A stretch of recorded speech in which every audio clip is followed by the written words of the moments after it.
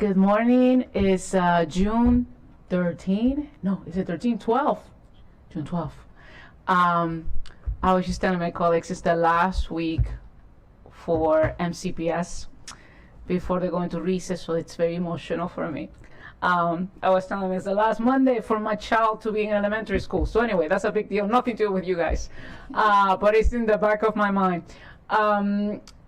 We're gonna start, and it's an exciting day. First session after our very short recess, and we'll start with we have postponed the Purple Line Project grant programs discussion, which is a shame, by the way, but we'll be back in July for this one. So we're starting item number 2, and that's the briefing on the fourth quarter Montgomery County economic indicators. If we can start with Ms. Michelson, or do you want Bill? Do you want to kick it off? I'm just going to turn it right over to them to go through the presentation. All right. Good morning to the Montgomery County Economic Development Corporation. Good morning, and we also have Montgomery Planning. So the quarterly indicators is a joint project. This is the 15th edition. We were able to not only include the fourth quarter, but because it was so late, we delayed presenting it because of the budget. We have updated almost everything for the first quarter.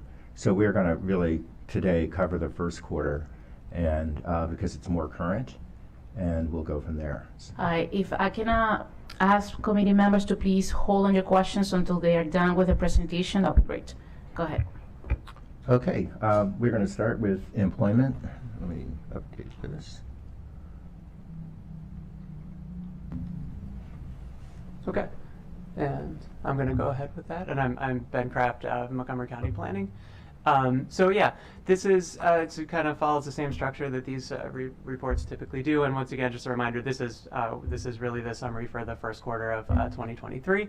And just like the last time, we have recovered quite a bit of labor force and employment, but we still are behind from where we were prior to the pandemic. So we still have about 18,000, almost 18,000 employees or potential employees to go to hit that labor force mark. And just that there was a bit too late to get into this presentation, but the Fuller Center out of George Mason just recently released one of their kind of regular monitoring reports, and did note that especially in labor force, the suburban Maryland counties, basically Montgomery County and Prince George's, are actually about 1% below where they were in May 2020. So kind of like that first part of the quarantine, and that's in comparison to the Northern Virginia jurisdictions, which have really regained a lot of that labor force back. They're at 8.3% above where they were. Washington D.C. is about 3% above. So for whatever, probably a combination of reasons, the suburban Maryland counties just have not regained that labor force that other places have, even though we still have gained a lot. So, and with all that, our employment is down 1% from a very low 3% in March of 2022 to 2% now, which is just an incredibly low unemployment rate, which is very good for workers, but it also has that trade-off where we're kind of leaving some economic growth on the table. So we can go to the next slide. For occupations, we really see a mix. This is just listed in the largest absolute change, listed by largest absolute change of occupation. So there's really a mix. We have some, we have software developers. We've gained a lot of those. There are some, I guess you could call them kind of like middle management occupations that kind of really are the backbone of our knowledge and innovation economy, even though the titles are fairly vague here. Project management specialists, operations managers, business operations specialists. And at the other end, we've also gained a fair bit of the other backbone of our local economy, which is the retail workers, personal care aides, and servers, and especially elementary school teachers, speaking of the last week of school, and teaching assistants. So we've gained, we've made up some ground in a lot across the wage spectrum. So and again, just to confuse you even more, this is actually from the fourth quarter of 2022, just because that data source has not published their 2023 first quarter jobs yet. So I think we can go ahead to the next slide. So for major employment sectors, our primary, so we're still down. This is from prior to March of 2019. We are still down. We're just about back to where we were. We're in total employment. We're a 0.1% down from where we were then. We have made some robust gains in our science and scientific and technical services, which is a lot of our research and development, our software, our tech industry. So we have made some big strides in regaining employment there. We are, same thing with healthcare and social services. We're back there, but we're still behind in retail, leisure, and retail, then leisure and hospitality. Drinking, dining, restaurants. It's been really difficult to bring that sector, I think, for a lot of places, but especially here, to bring that sector back up to where it was pre-pandemic. So we can go ahead. Just one comment in case you may be curious.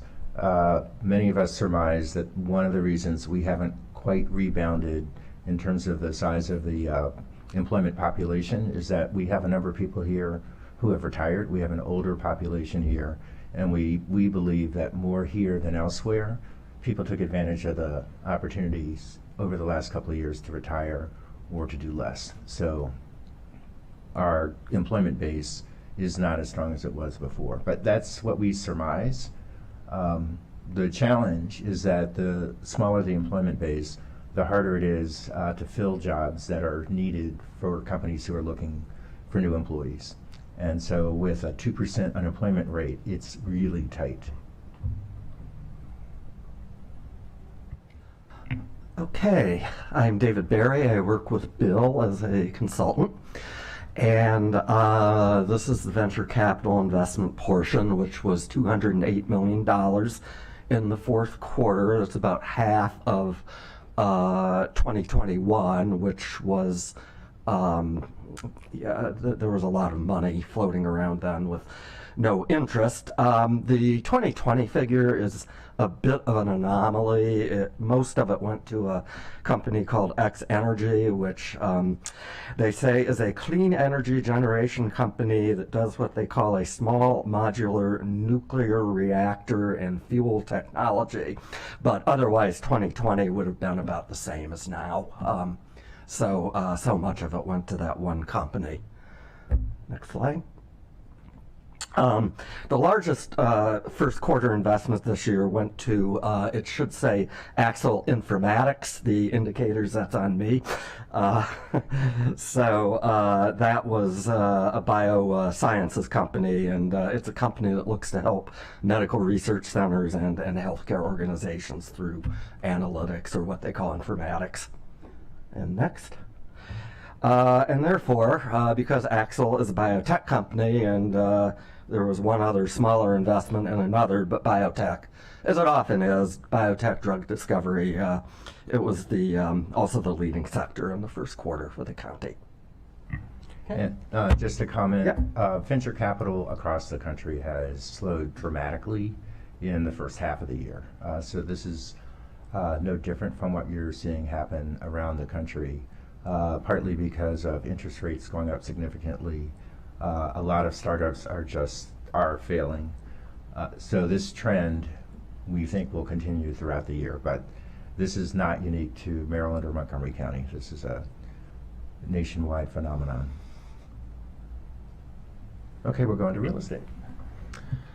So I'm going to go over the real estate trends again, and so this is just the basic quarter by quarter building permits data. This is for single family, the top row. That's a pretty good indicator. You can see it kind of go up during the flight to larger homes during the pandemic, and then has kind of leveled off again.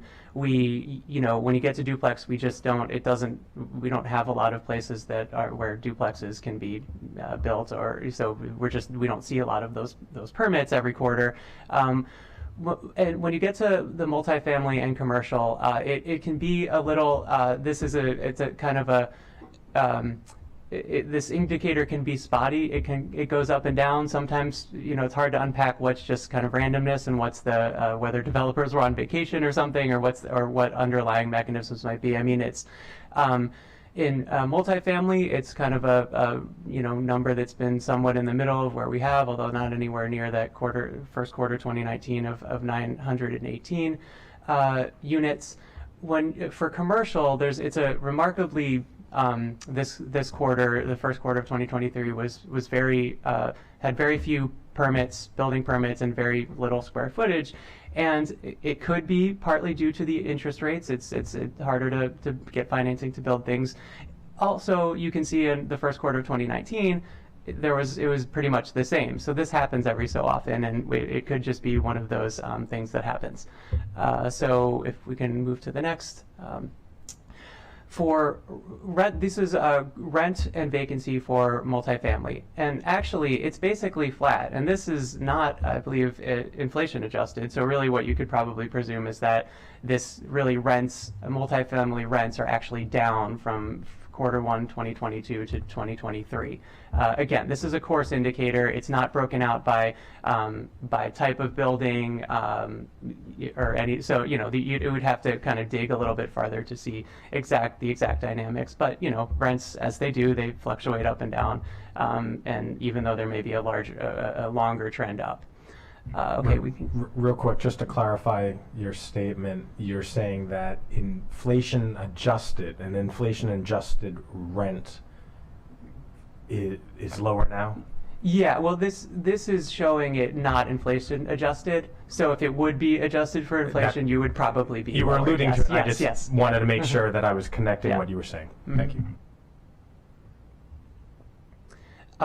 Home sales, we also see actually a little bit of a stabilization from a quarter to quarter. We're down about 0.5%. Again, the overall trend is up, but every so often you're going to see these. It's not going to stay that way forever. Still we have while the home sales and active listings are up. Active listings are up a bit. Closed home sales are down a bit.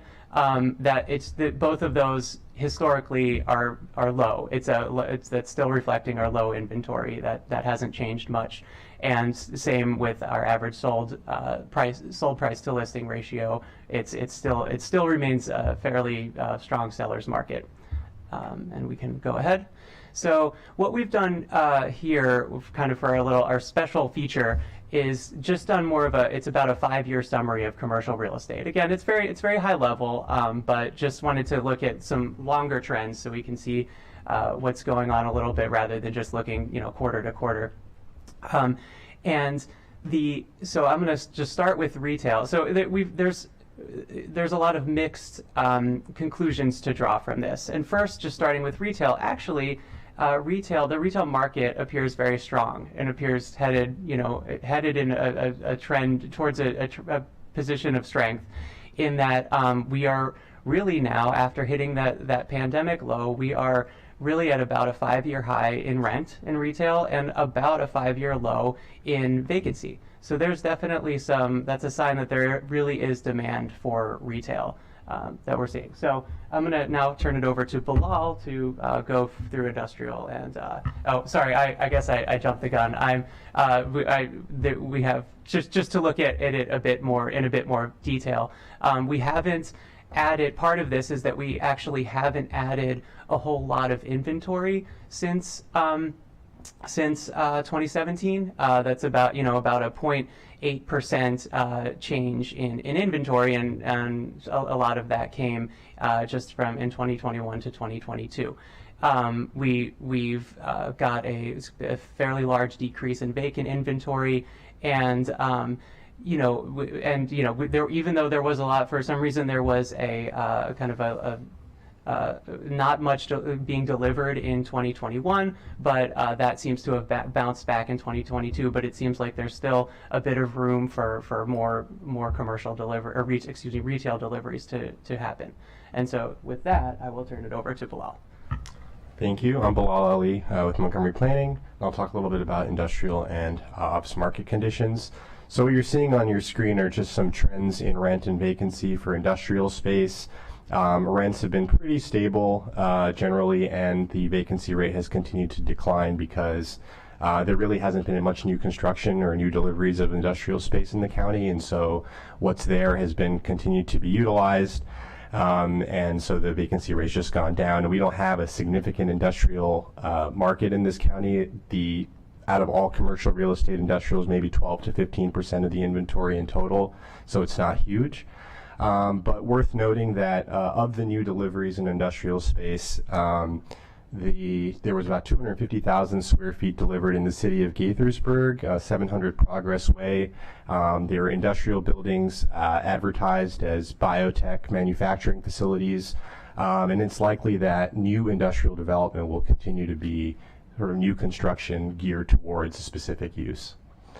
In the next slide, we just have some metrics to illustrate the demand and market here. The rents are relatively low, $15 a square foot compared to $30 for retail and $30 to $45 for office. So even as an investment sort of asset class, it's sort of lower order in this county, and that's generally what the metrics reflect.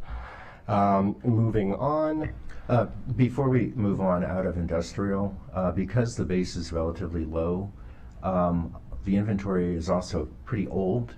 So one of the things that we're seeing that's a bit troubling is that we are losing some businesses to Frederick County because they're able to move up there, much more space, newer inventory. We just lost a small company the other day, but that trend has continued. We've tried to find industrial space when people are moving, and there's just not enough of it here. Thank you, Bill. Moving on to office trends, you can see that the vacancy rate has increased, and we'll look at some trends in the next couple of slides. But just to look at the metrics here, it's about $30 a square foot today, which is actually a net increase from Q4 2021 and since 2018 and 2017 as well. But the vacancy rate is increasing. There have been some new deliveries as well, so there are some new buildings that were delivered in the fourth quarter 2022, and some buildings that are under renovation as of the first quarter 2023. And so there are buildings basically that are potentially leasing up and improving so that they can be more attractive to tenants, but that may be contributing to the high vacancy, but ultimately there are just national trends that have impacted the office market nationwide, and Montgomery County was not inoculated from those effects. And we can see those more closely in the next slide. So you can see that actually rents have interestingly continued to increase despite the sort of dwindling demand for traditional office space. And there are several reasons for this. And we're still trying to understand, but there have been some new deliveries where the buildings will charge higher rents because they are newer, more modern buildings. There has been inflation. We know that the life science market tends to demand higher rents, so $40 to $45 for market rate space for office or life science lab office space. And there's also generally some noise in these data points as well, and it hasn't been long enough really where we can understand what the overall impact to the office market nationally will be, and so we're still sort of waiting and seeing what will pan out. But in the next slide, you can see that the vacancy rates have increased, and this sort of goes along with conventional wisdom about office. We know that there's more teleworking. There are more people. There's also just a demand for newer office space that has, all the bells and whistles in terms of new technology, more collaborative spaces, more amenities for people to sort of draw people away from their homes and back into the office. And so, again, those are trends that we're seeing regionally and nationally, and we're seeing them in the county as well. If we go to the next slide, and this just sort of doubles down on that point, you can see that in our regional. In the region, in Fairfax County and in the district, the vacancies have also increased at more or less a similar rate, so similar effects playing out. There's something to be said for us potentially being inoculated as a suburban market. There might be potential for, being able to bring more office space to where people have moved to, but again, that's something we'll have to just sort of see as it plays out in the future. And compared to somewhere like DC, which has a lot of federal leases, certainly more than we do, we're not necessarily we don't have this sort of phantom vacancy issue sort of hanging over us either. So a few nuggets of good news in there as well. Moving on, this is just an interesting look at highly vacant buildings and the vacancy by year built. So on the left, you're seeing vacancy by year built, and what you should sort of see is that after the buildings built after 2009, the vacancy rate drops. And then the very new buildings have a higher vacancy rate, but they're so new that they're still leasing up, like the Avocet Tower in Bethesda, which is nearly 300,000 square feet. So we expect that number to come down, and so you can kind of see how there is demand for office. It's just a different type of office space, and older, sort of big sort of blocky office buildings are unlikely to meet the shifting demand for office space, and so that's just something to monitor going forward.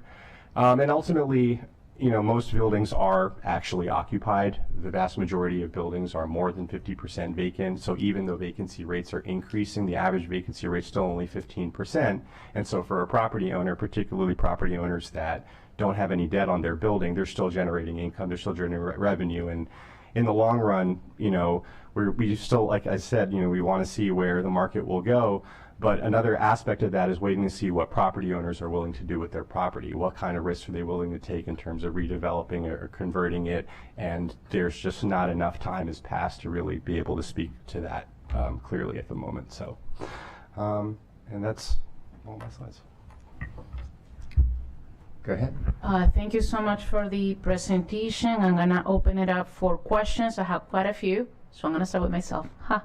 And then please let me know who wants to go next, okay? I think Lorianne, do you wanna go after me? Okay, sure. So I will start by saying that I'm organizing a panel in September just to focus on office space. We really need to dig into this even more, and I'm asking property owners to be on the table, as well as brokers to be on the table. The question about the sizes of spaces that people rent is key, and also, so I want to dig into that, and in the whole conversation of converting buildings. That's also something that we need to dig into, so we're gonna follow up on that. And also the locations.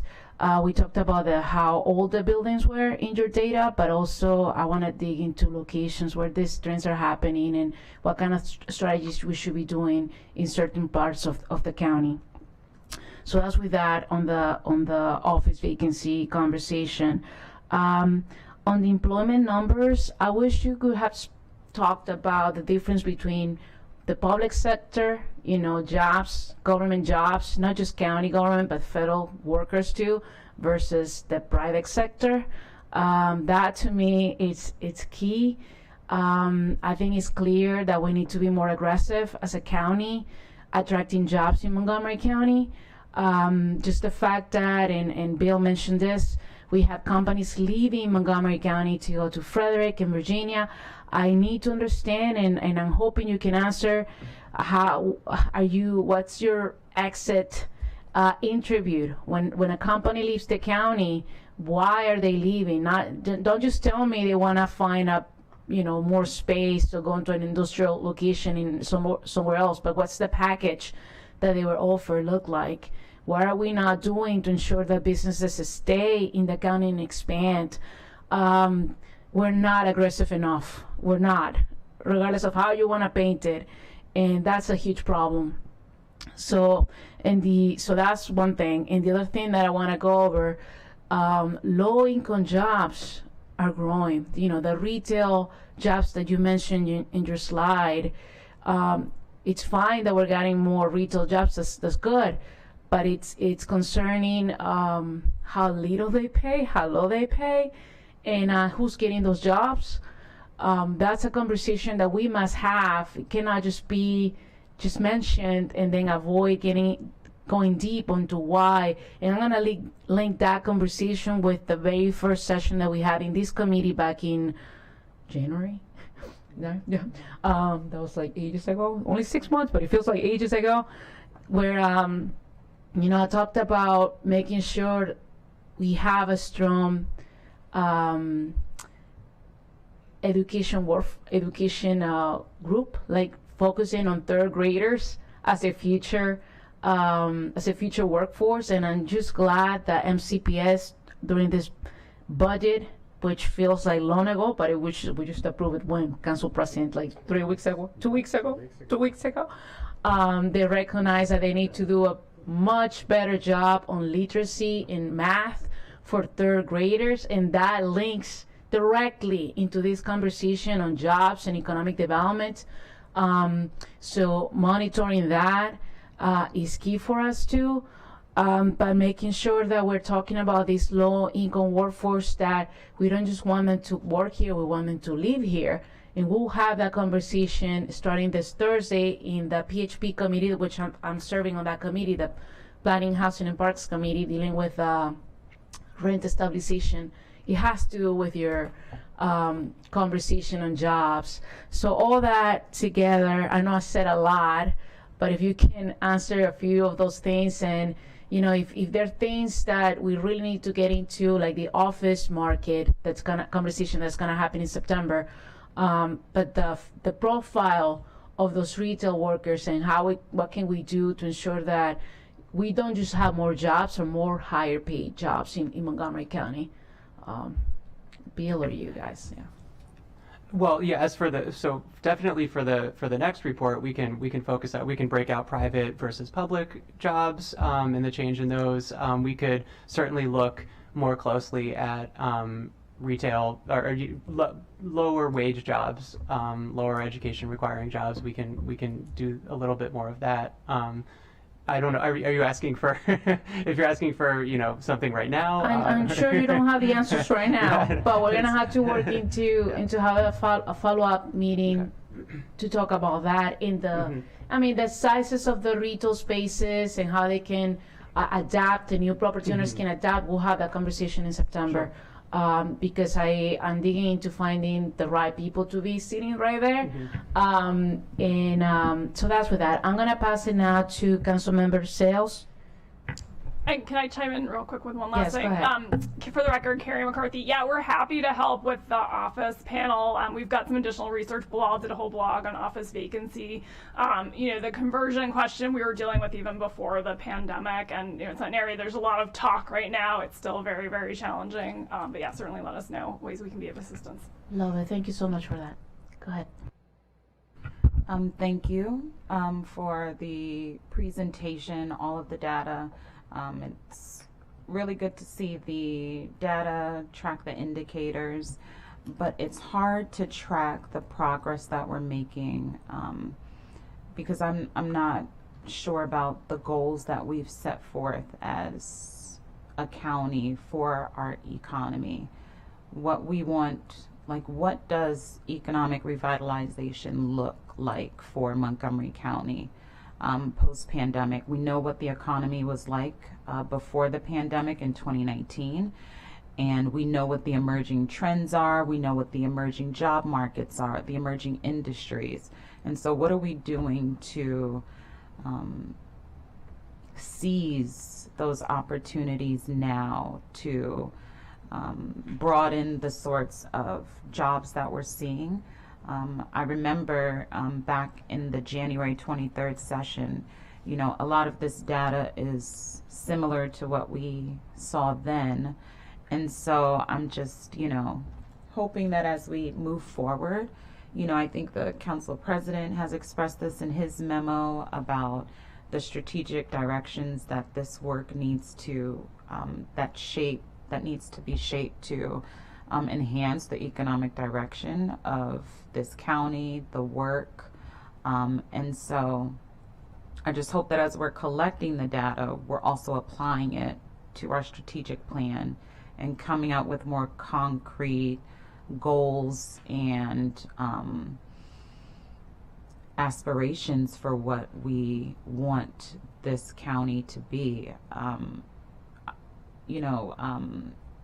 Our chairwoman mentioned that, it just seems like it doesn't seem like we're being proactive. We know what the trends are, and so what are we doing to combat those? How are we preparing the market, the industry? We talked about the vacancy rates. We talked about the buildings. Do we have an inventory of those buildings? I think I asked that before on the county's economic.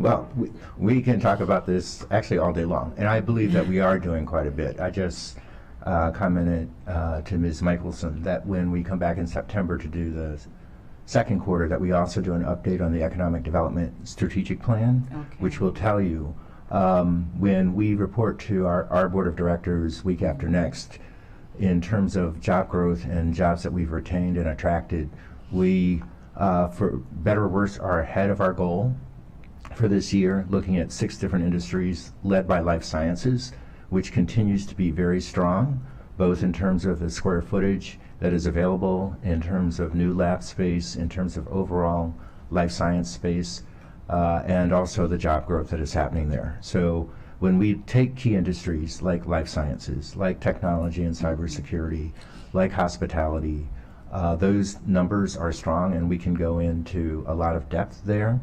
I do want to go back to the chair's question about retail for a second. And I think it is worth doing a deeper dive in terms of what is good and what is not good. So when you look at the significant number of retail jobs that were filled, we're rebounding. So I don't think that's a bad thing, but if it continues and that becomes a larger portion of the overall base, I think that's where you were heading. What do we do to upsell those jobs into higher paying jobs? And that's something that we are spending a lot of time on, working with both WorkSource Montgomery, working with University of Maryland, MCPS. There's a pipeline project that we are working on, to your point, starting in whether it's the 3rd or 4th or 5th grade, all the way through, to ensure that we can move people not based on degrees, but based on skill sets. So lots more to come. Oh, good. I had a few more questions. Regarding the employment slide, since we couldn't ask questions during the presentation, I wanted to ask about, if we can go back to that employment slide. Yes. Okay, so I see that there's growth in some industries, but most of the increase attributed to the economic recovery after the pandemic. Do we know if these industries are offering higher, more competitive wages now, post? If you mean there's maybe the slide, the next one, I believe, that breaks it up by one more. So yes, and this is, I think it does get to what this thing we've been talking about. So there is, as Bill was saying, the scientific R&D. So there's professional, scientific, and technical services, which is kind of the larger sector under which these systems design and services and scientific R&D fall under. And scientific R&D in this county is mostly life science and biotech research and development, and those have been doing fairly well since the pandemic. We've really seen, for reasons specific to the pandemic and just the overall the life science research and discovery field has been doing has been growing strong, and that's benefited Montgomery County, and we have captured a lot of that, and so those are high paying industries. Like every industry, industry is not an occupation, so there's a range of salaries within the industry, but in general, especially in the life sciences, not always classified under R&D, but sometimes we do have some biomanufacturing where you can have a stable, fairly high paying job with benefits, and you don't necessarily need a master's or doctorate degree. There are technicians for the manufacturing facilities and lab facilities and I know some our local colleges and universities do have training programs for that, and that is a great way, I think, if we're talking about upskilling or really the attainable, stable jobs that like middle class jobs. I think that's definitely a key place we can look. We have been growing in some of these high wage, at least, good career providing industries. And I think the fact that that it's been tough to bring back retail and food service or leisure and hospitality workers, I think in some ways, it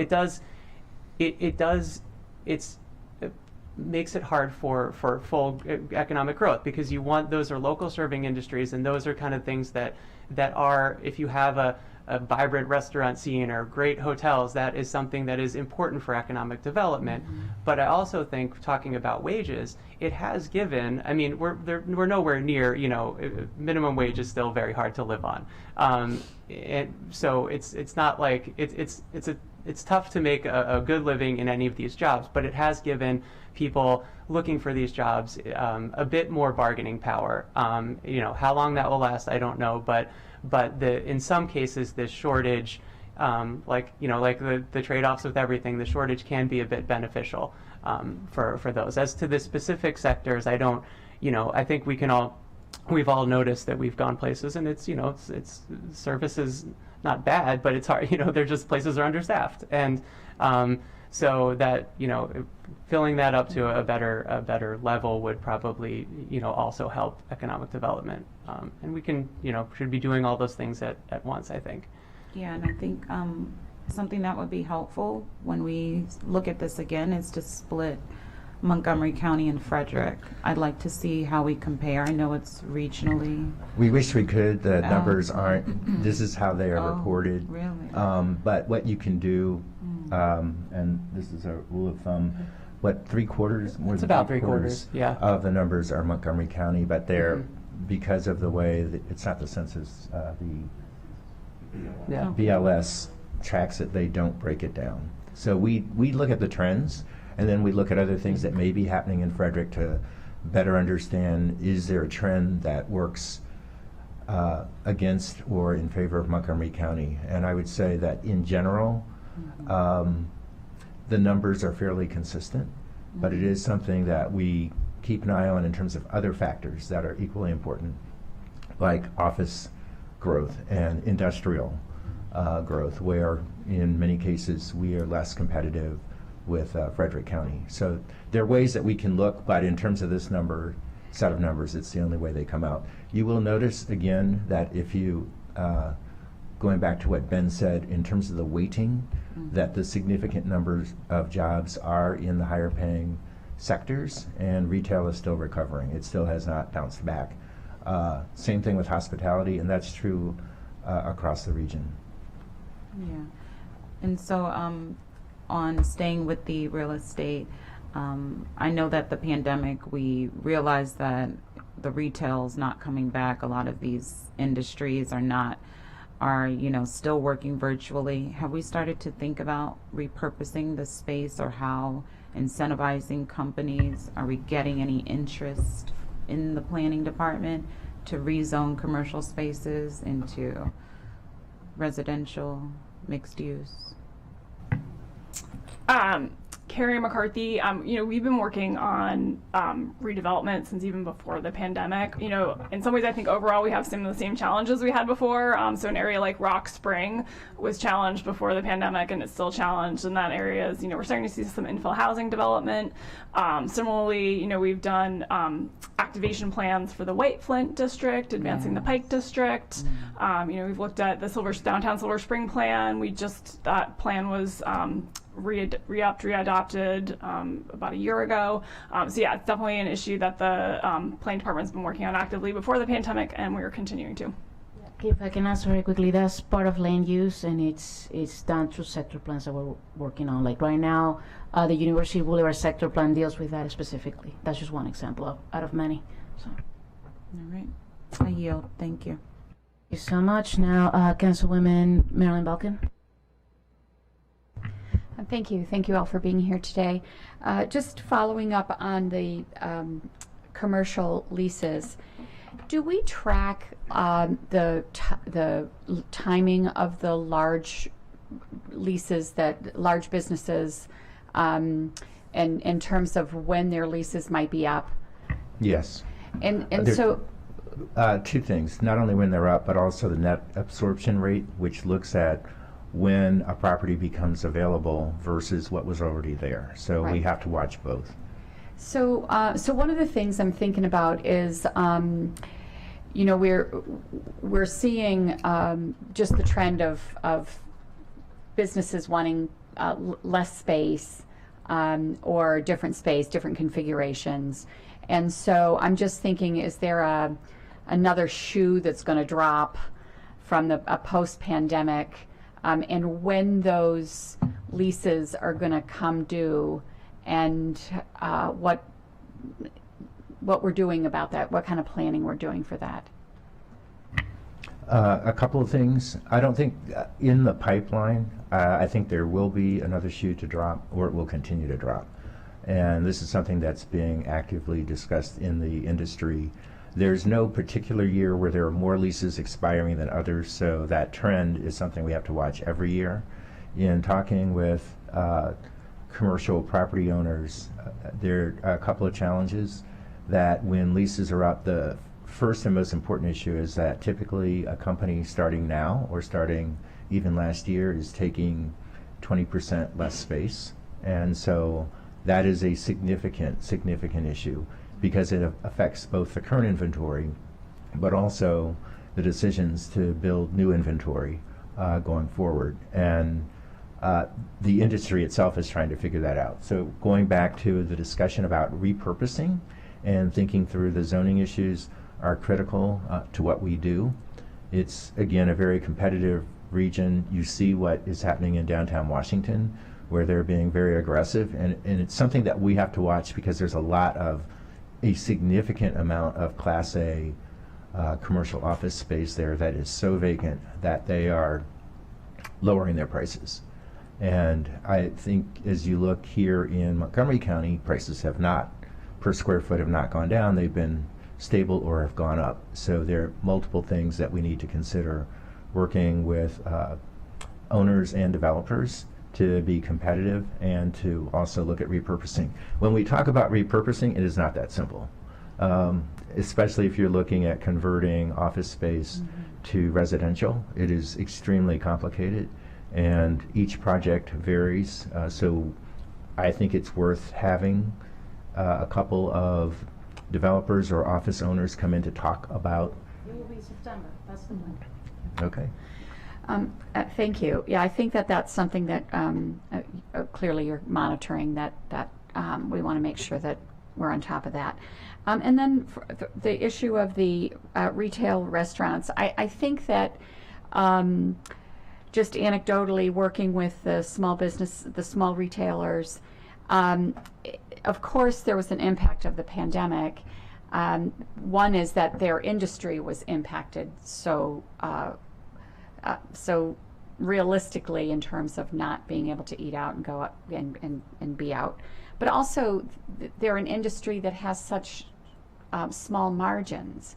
So I would guess that in terms of the leases and the space, a lot of them just went out of business. They didn't go anywhere, they just went out of business. And so I would assume that in the next 2, 3, 5 years, other restaurants, entities will take their places. But I think that that's probably why we're seeing such an impact on retail. And then this is not commercial, but I just was curious.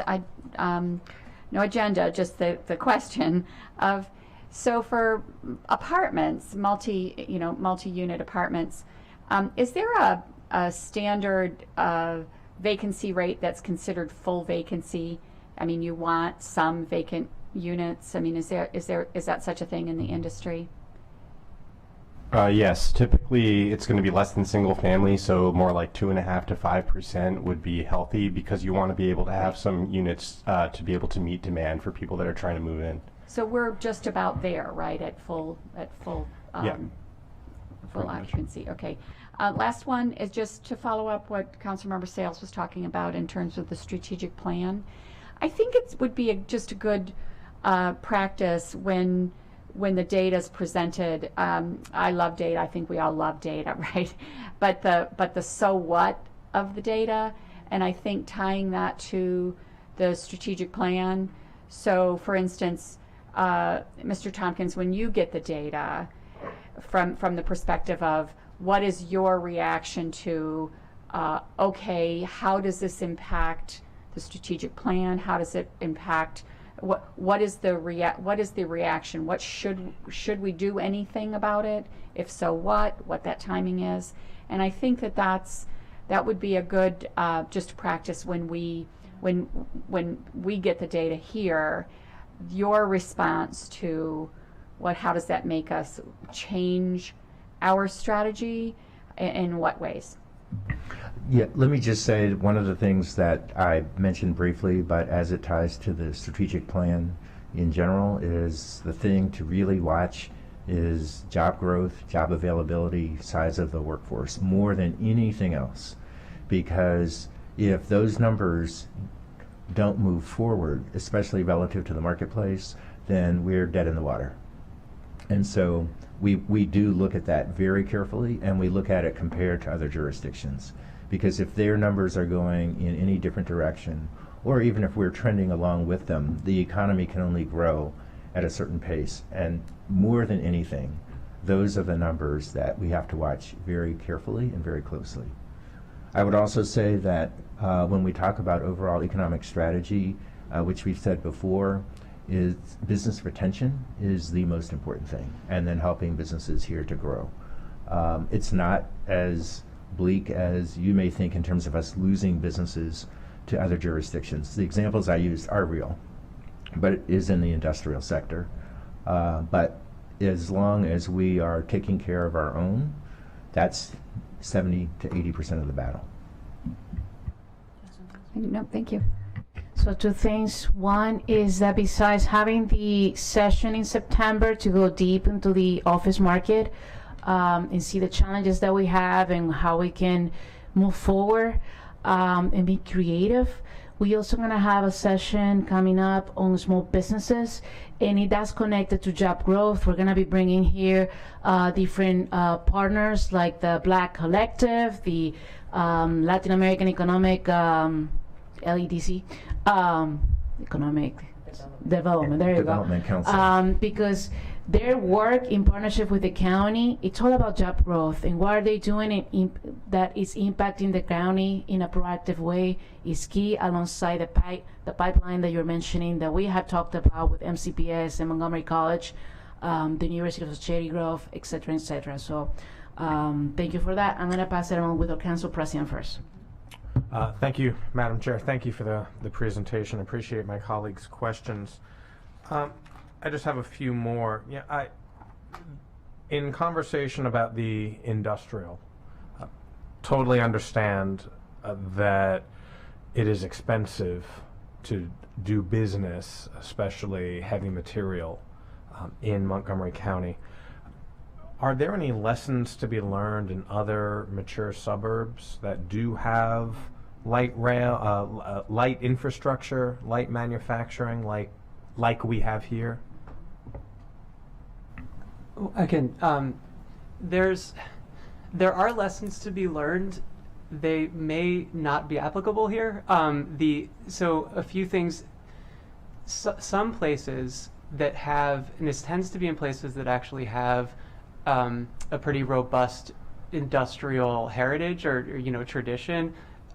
Places in the Rust Belt, even actually southern and central Northern California have a large manufacturing tradition, and they have done some things to preserve industrial land, kind of like the same way we look at affordable housing, similar to that.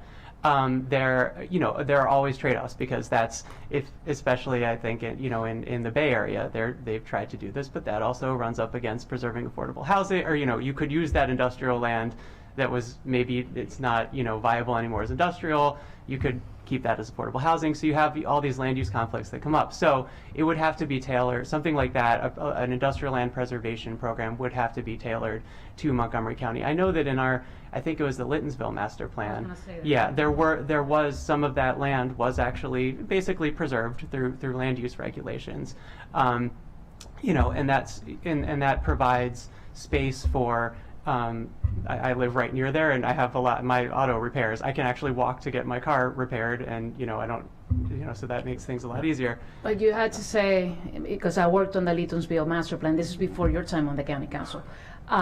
See, I'm old. We preserve that side of Leetonsville, which is right by the Purple Line metro stations, because it's one of the most active light industry areas in the county. And there was a story behind why we should preserve it. Lots of black and brown businesses and companies there that are thriving, right? We want to keep them. It's not the same case in every single part of the county. But I think that's part of the conversation that we're going to have in September when we talk about retail spaces, because the light industry zone is part of it, and we have plenty of them up county. But even Germantown, when we worked on the Mart Rail master plan, which I also worked on, that there is a light industry areas over there, and keeping that in mind. So Brookville Road, that that you're specifically referring to, and I appreciate you mentioning other parts of the country that have had a greater tradition, a stronger tradition of this work. I'm thinking more Nassau County, New York, where I just spent this weekend. Suburbs of Philadelphia that are more akin to Washington, where you have more of these mixes.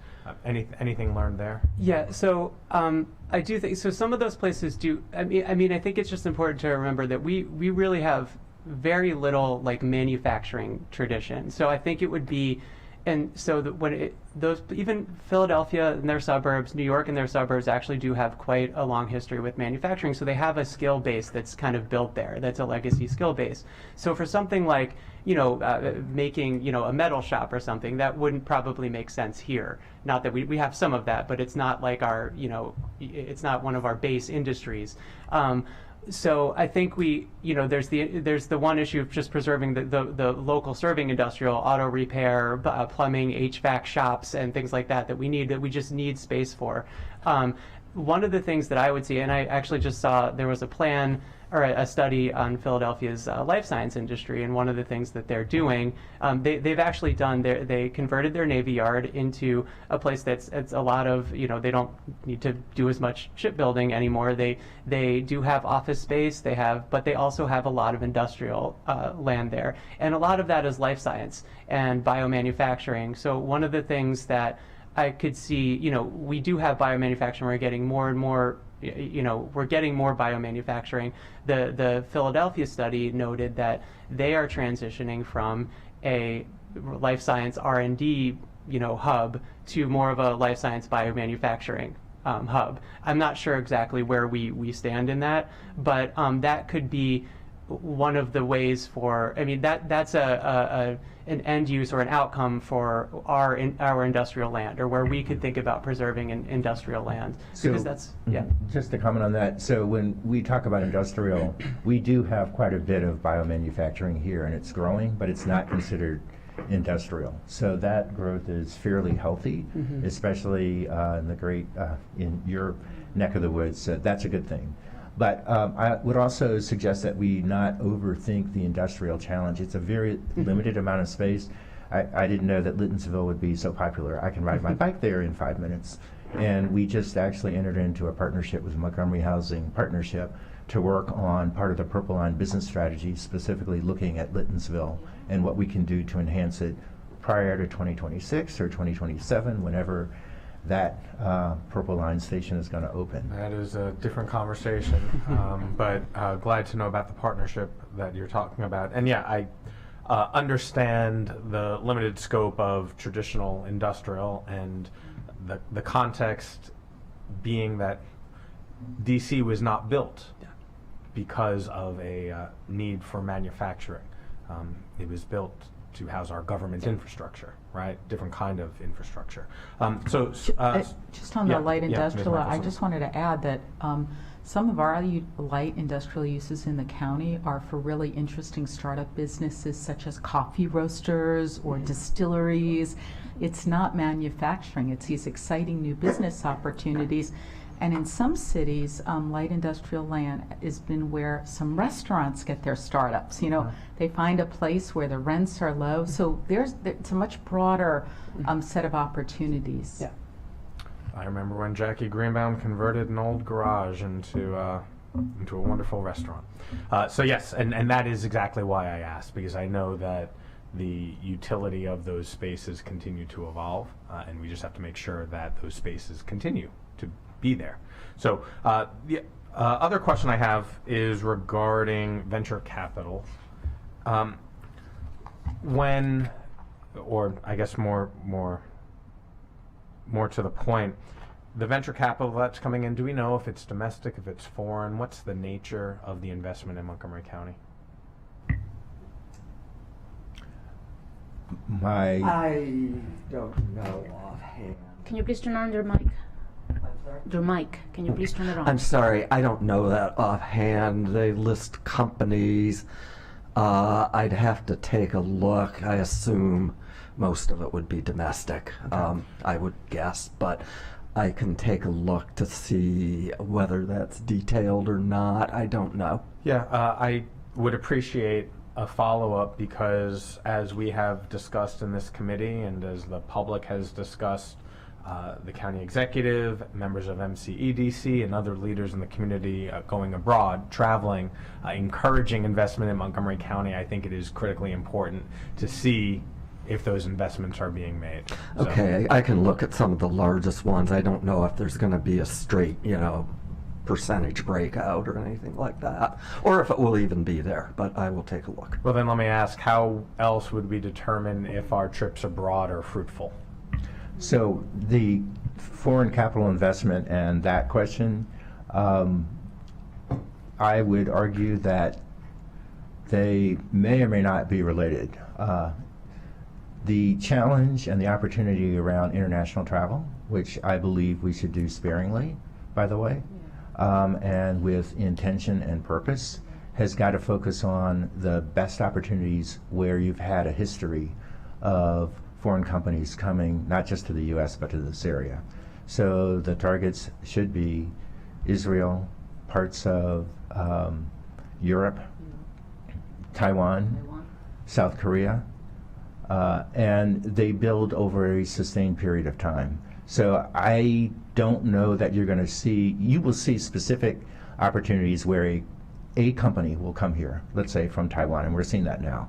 Not because of the trip, although I'm sure it had that your chair was instrumental in reinforcing that. But that international strategy, it's not clear because it has not really existed for very long. We haven't gone to Europe prior to that in 3 or 4 years. And when we went, the focus was really with the state of Maryland, so it's an inconsistent strategy. To your point, I think we have to watch it very carefully because it is very time-consuming, very expensive, and we do want to make sure. I always ask, if it's not about economic development, then you guys can have a good time doing cultural exchanges, but I want to focus on where, to your point, we can actually bring companies here. In many cases, we are much better off doing things on this side. So Select USA, which was a conference that took place about 3 or 4 weeks ago through the Department of Commerce, brought companies from all over the world here. And we probably picked up as many opportunities, including 2 that are coming to Rockville, just by being at that conference at National Harbor, not by traveling the world. So I'd love to come back to talk to you. All of that is important. I think it is important to tell our story and to market ourselves and market our diversity and our proximity and our value. And the only way people here or abroad are going to learn that is by us going to them or communicating directly to them. And there's various ways to do that. And so in a very related note, the last question I have with regard to the fourth quarter indicators, what is the story? What is the story that the fourth quarter indicators are sharing with us? You mean, what is the message? Mm-hmm. The message is that we are continuing to rebound from the pandemic, and that all of the numbers are moving in the right direction. We still have a ways to go. We're not quite there yet, but every indicator suggests that there's no reason that we don't have a strong base in terms of employment opportunities. Unemployment in particular suggests that we are in excellent shape to move forward. Now, what we don't know, because of this is not about the fourth quarter, it's really about the first half of the year, is what the true impact of inflation will be for this year. So for the fourth quarter, we're basically back with some pockets of opportunity in hospitality and retail, but we're back. And that was our biggest concern starting in 2020, that there would be substantially negative factors that would impact our ability to grow. And that has not happened. I just want to add to, if I could, and this is actually just something, Bill, that you emphasized earlier. I think even, we're back and that's good, but I think the labor force, the lagging labor force is a big concern and something we have to watch. Because we could be a little farther along or farther back, but we just lack the workers, basically. And this is, retirements and a lot of other factors. And again, I've said it a few times, I'll say it again, that's why we created this committee, to keep on top of it, to have these quarterly conversations, monthly conversations, and lots of side conversations to determine how we're doing and what we need to do even better. Thank you. Yes, and I will reemphasize here that yes, we're recording after the pandemic, and as you mentioned, in terms of job growth, we're not as well as the rest of the region, especially Virginia. So let's make that sure that we're clear with that. And that's why we need to be more aggressive. And that's why we're going to be doing these conversations with the small businesses team in the future, and making sure that we're very direct when we're talking about job growth in Montgomery County. We have amazing resources and assets in this county. We need to maximize them. I think Councilmember Sells had one more question before we move on. Go ahead. Yes. Sorry, just thinking about the jobs, picking up on the jobs question. We've made sizable investments to these big businesses, the companies, going back to the venture capital slide, and just wondering, are these investments tied to time and job requirements, time for them to stay in the county, and job requirements for how many jobs they're bringing to the county? There are two related issues. The venture capital and the investments are not, this is what is naturally happening in the marketplace as a result of either aggressive selling or the fact that this is a great place for businesses to come. The question that I think you're alluding to relates to economic development incentives, Yeah. which do have very specific job requirements, Okay. space requirements, and they are monitored very carefully. I can't say which one, but there's one we're evaluating right now.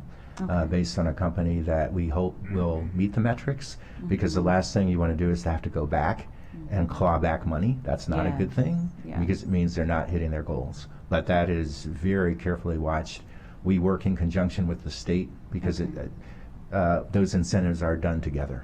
Okay, and then my last question about the lagging job market. How are we working with the workforce development to create training programs and work with the businesses that are, having a hard time finding talent to recruit and train for those jobs, to fill those jobs? We are working very closely. As you may know, WorkSource Montgomery Yes, is in your co-located with office. us, and we are working with them every day to look at specific industry types Okay.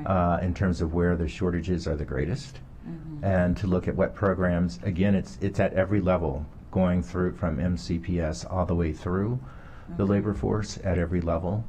There are also programs that are not just with WorkSource Montgomery. For instance, if you take the Maryland Tech Council, they have a BioHub program where we hope to run 500 people, or they hope to run 500 individuals through specific training in the life sciences area. So there are multiple programs and projects that are taking place, not just to train more, but to also retrain and repurpose people in terms of their skill sets. And we can come back and talk to you about the specific programs, I would suggest if and when we do that, that we also include WorkSource Montgomery and or the USG, because there are multiple partnerships that are taking place, and we be happy to share that here or in the other committee. Yes, that would be helpful. And then any information you can share with us about these job training programs so that we can spread that out to the community. We all have newsletters, and we would love to make sure that we are also supporting your efforts as well. Thank you. Sure. Councilmember Balkin. Just wanted to celebrate a high note. Several of us were at the opening on Friday, and it's a real success story, not only for venture capital with AGT and the new spin-off company Adamune, but the cure for HIV could happen right here in Montgomery County, so that's very exciting. We are on track to becoming the #1 place in the nation for life sciences, period. Okay? So with that, I thank you so much. We have a lot to follow up, and so we are ready for the next panel. That is the expedited bill 2323. There are two sections, the bill and then the regulations. The Small Business Innovation Research and Small Business Technology Transfer Matching Grant Program, amended.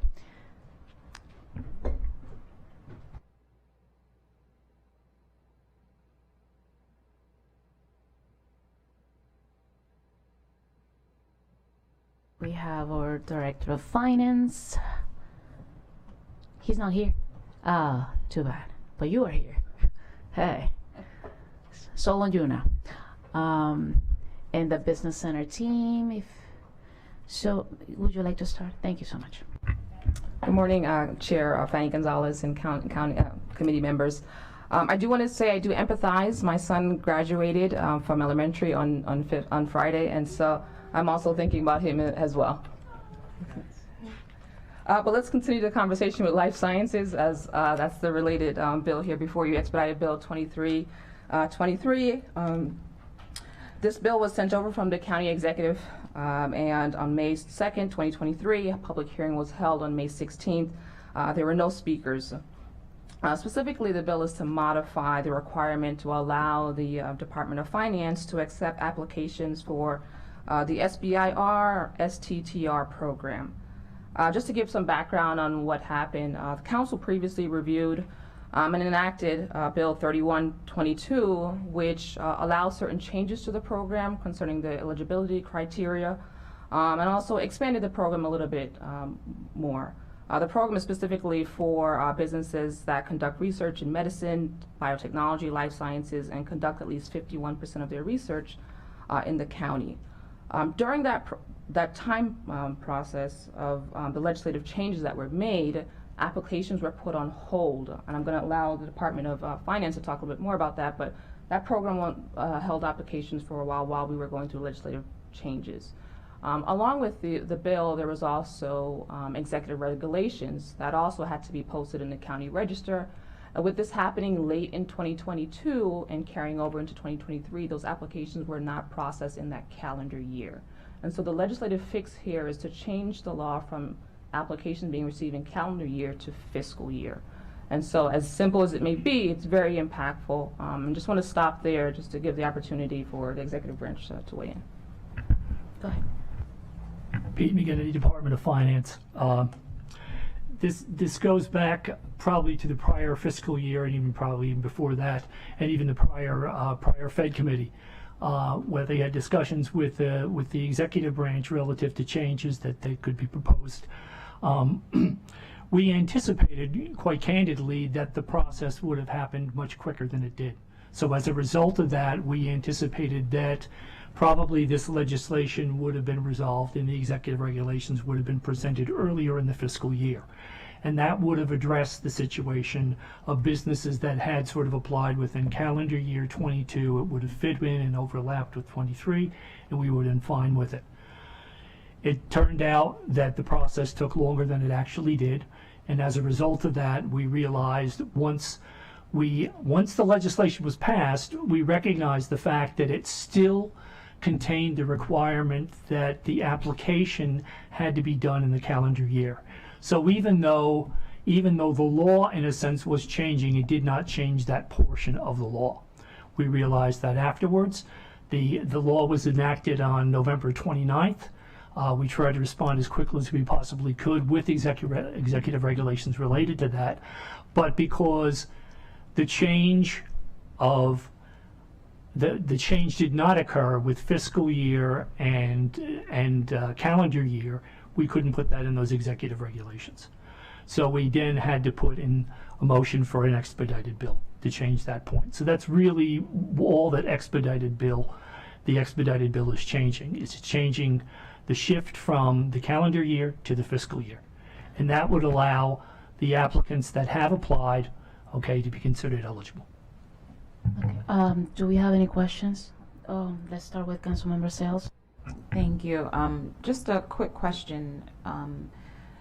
It makes sense to me that we would align this with the fiscal year, and I'm just wondering how many applicants were impacted and what, if any, improvements or changes have been made within the Department of Finance to minimize the length of time to respond to the applications, and how many people were impacted by this? There've been 5 businesses altogether that applied. 3 of them are impacted. One of them would qualify under either situation because they applied in the earlier part or the latter part of calendar year 22, but part of 23. There's one company that applied that does not qualify. Okay, so they're out of the picture. Now, the executive regulations, one of the things that we've done with the executive regulations is we've changed the ability for, and we're leaving this based upon demand that we receive from applications as well as the department director to have more than one period of application. Historically with this program would open up on July 1. Mm-hmm. It's done via internet, online applications, and in most cases, most of the program would be fully subscribed within the first day. That's how quickly these went. When we recognized, and that was something that was really brought up in discussions between prior Fed committee and the county executives, the executive branch, was the suggestion, well, maybe we ought to open it up and have a little more flexibility. So we're doing that.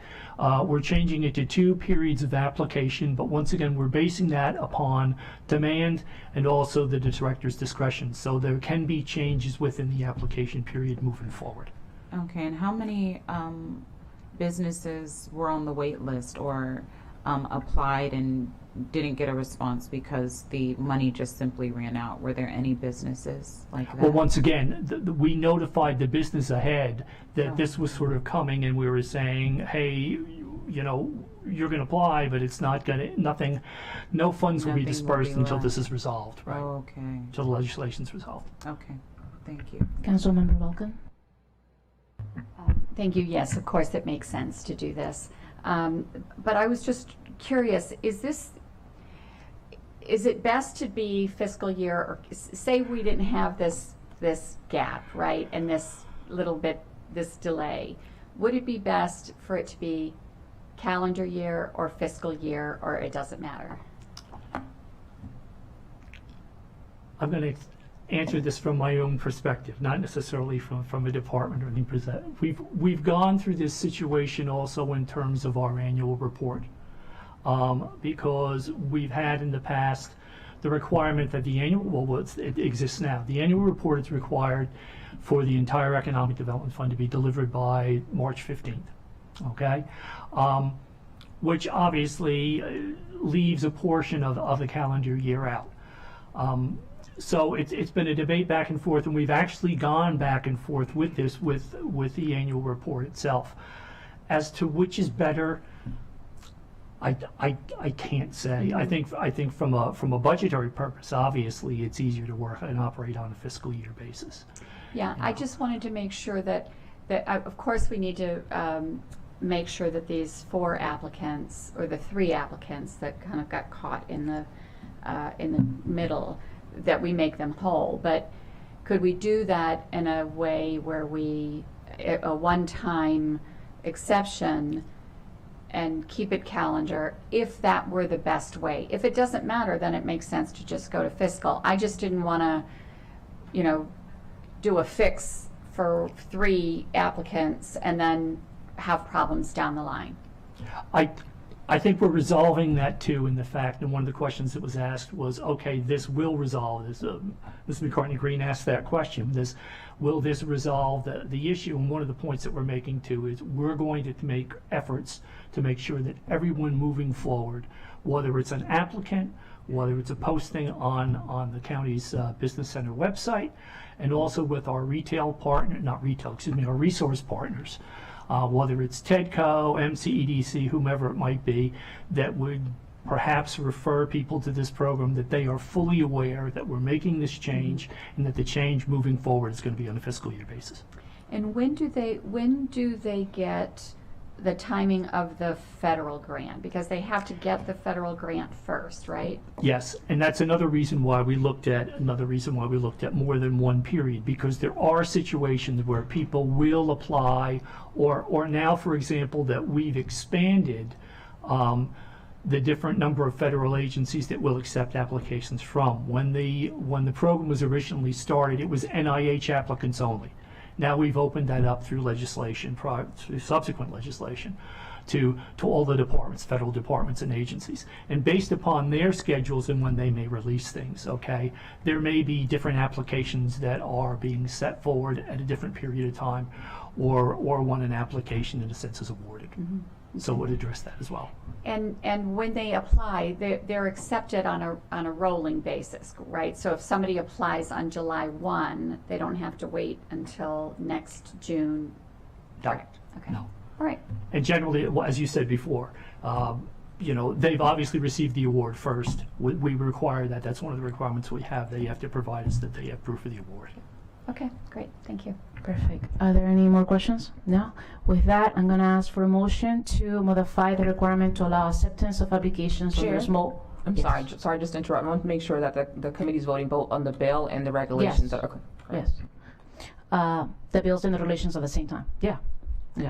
To modify I'm going to ask for a motion to expedite the bill 2023-23 alongside the regulations to modify the requirement to allow acceptance of applications under the Small Business Innovation Research and the Small Business Technology Transfer Matching Grant Program on the fiscal year basis rather than a calendar year basis. So moved. Can I get a second? All in favor, please raise your hand. Opposed? The ayes have it. Motion approved. And with that, we are adjourned. Thank you.